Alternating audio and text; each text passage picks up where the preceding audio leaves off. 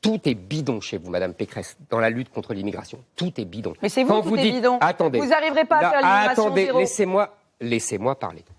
Après, vous... Bienvenue dans cette nouvelle vidéo pépite. Aujourd'hui, Éric Zemmour affronte Valérie Pécresse sur le sujet de l'immigration. Pour Valérie Pécresse, la France a besoin d'une immigration contrôlée et réglementée afin de soutenir l'économie et d'attirer des talents. Seulement de son côté, Éric Zemmour va défendre la thèse de zéro immigration. Car pour lui, on a déjà assez d'étrangers en France qui ne viennent pas pour travailler ou soutenir l'économie, mais profiter du système. Je vous laisse voir. Madame Pécresse, ça nous ramène à l'un des concepts préférés de M. Zemmour, le grand remplacement, le mot, la terminologie. Mais qu'en pensez-vous? Est-ce que vous vous dites que ça correspond d'une certaine manière à la réalité ou que c'est un fantasme ou une vision complotiste? Mais avant d'en venir au grand remplacement, il faut quand même en parler de la politique d'immigration. J'en parlerai. Mais avant, il faudrait parler de la politique d'immigration parce que M. Zemmour dit que j'ai une fausse fermeté en matière d'immigration. Vous dites immigration zéro, c'est bien ça? Oui, Madame Pécresse. Vous dites immigration Absolument. zéro. Ça veut dire on n'a plus de chercheurs étrangers qui viennent dans nos laboratoires. Ça veut dire on n'a plus d'ouvriers agricoles qui viennent faire, qui viennent sur les toits. Pardon, excusez-moi. S'il vous plaît. Ne m'interrompez pas, s'il vous plaît. J'ai le droit aussi de m'exprimer. Mais je vous en prie, Madame Pécresse. Les femmes ont le droit de s'exprimer. Oh, là, je l'attendais, celle-là. Bah, vous Elle l'attendiez vient de loin. pourquoi? Pourquoi l'attendiez-vous? Parce que vous êtes tellement... Vous l'attendiez parce que vous avez dit tellement, vous avez dit tellement d'horreur sur les femmes. Vous avez dit tellement d'horreur sur les femmes. Vous aussi, vous êtes tellement prévisible.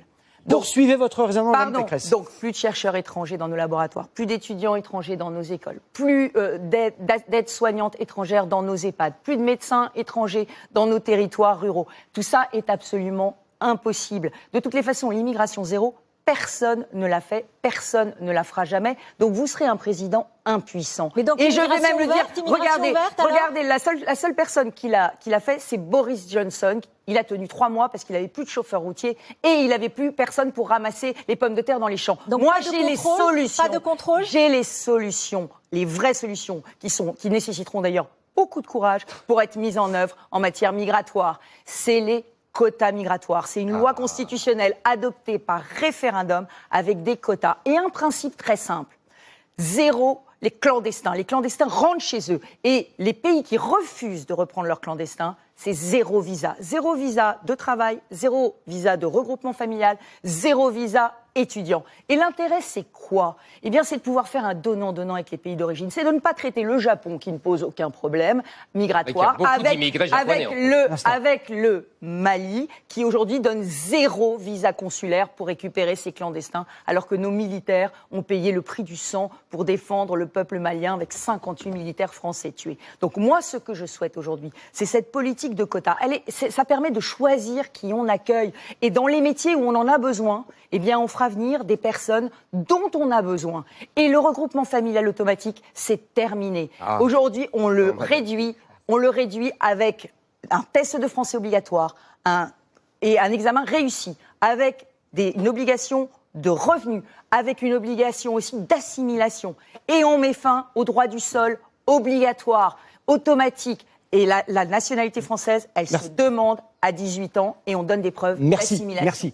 Elle fait semblant d'être dure sur les droits que l'on a donnés aux étrangers de faire venir leur famille et autres personnes.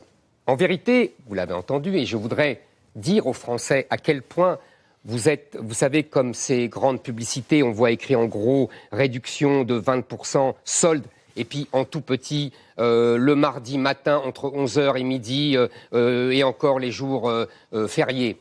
Madame Pécresse, le regroupement familial, avec les contraintes que vous donnez, ça existe déjà quasiment. C'est déjà ce qui existe. Il y a des contraintes de revenus, il y a des contraintes de temps, mais tout ça, c'est du baratin. Quand vous dites... il n'y a pas d'examen de français. Non, du tout. Oh, c'est dur pour tous les gens qui parlent français dans toute l'Afrique francophone. Oh là là, ça va être dur, Madame Pécresse. Et l'examen d'assimilation aux valeurs de la République. Oh là, vous êtes dur. Et l'examen des valeurs de la République. Non, les valeurs de la République, vous savez très bien que c'est un examen bidon, tout ça. Tout est bidon chez vous, Madame Pécresse, dans la lutte contre l'immigration. Tout est bidon. Mais c'est vous qui êtes bidon. Attendez. Vous n'arriverez pas à faire l'immigration zéro. Laissez-moi parler. Après, vous dites, le droit du sol, c'est fini, mais vous rajoutez tout de suite, ah oui, mais à 18 ans, s'ils ne parlent pas français et s'ils ont un casier judiciaire. Non, obligation d'assimilation. Ça va être dur. Moi, je supprime le droit du sol, complètement. Moi, je supprime le regroupement familial. Moi, je limite... Totalement. Moi, je limite les étudiants uniquement, les gens qui sont très très forts. C'est qu'une poignée en vérité. On n'a pas besoin de tous les gens qui s'inscrivent en première année et qui payent en plus les mêmes droits que les Français, que les étudiants français. C'est un scandale, ça. Moi, je continue, j'expulse les délinquants étrangers. Moi aussi. Non, pas vous. Ah, non, si, Madame Pécresse, moi, je les expulse, non, pas mais du après qu'ils aient purgé leur peine, oui, bah. ou alors je mets des accords pour qu'ils fassent leur peine en D'accord, prison. donc vous le faites pas. Parce que sinon, non. Moi, Parce je que continue, mais je attendez, déchois c'est de la... incroyable, Madame ça. Pécresse, je continue. Vous- Je ne vous ai Laissez-le pas... finir, Soyez s'il vous plaît. gentil. Laissez-le Ce finir. sera à vous après. Je déchois de la nationalité les délinquants binationaux. Et puis, je les expulse. Vous ne le faites pas. Par ailleurs, j'enlève les prestations sociales non contributives, comme on dit, c'est-à-dire le RSA, l'allocation logement, le minimum vieillesse, aux étrangers non européens. Vous ne le faites pas. Ou plutôt, parce que vous êtes très habile, ou plutôt vous essayez de tromper les gens, vous dites « Ah oui, non, on enlève les prestations sociales non contributives aux étrangers non Précisez européens, ce que c'est. mais C'est-à-dire ceux le qui sont... RSA, le minimum vieillesse et les allocations et les allocations handicapées. logement, et les allocations familiales, Et les allocations et les allocations logement. logement.